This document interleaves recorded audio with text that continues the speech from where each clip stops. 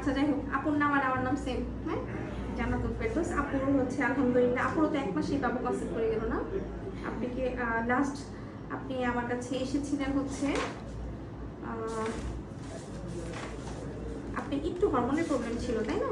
Just ওইটা check করলাম আর 2টা মেডিসিন দিয়েছিলাম। লাস্ট পিরিয়ড হয়েছিল জানুয়ারি 16 তারিখ।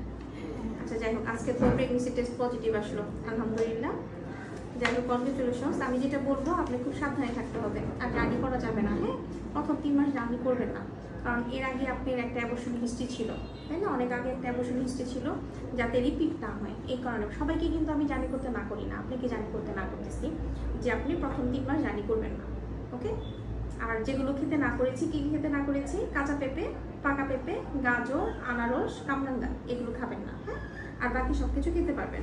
আর ওষুধ হচ্ছে এই 2টাই শুধু কন্টিনিউ করবেন, আর ভারী কাজটা করবেন না, ওকে?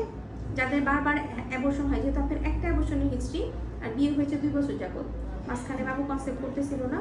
তো যাই হোক, এইবার যাতে কোনো খারাপ কিছু না হয়, ওকে?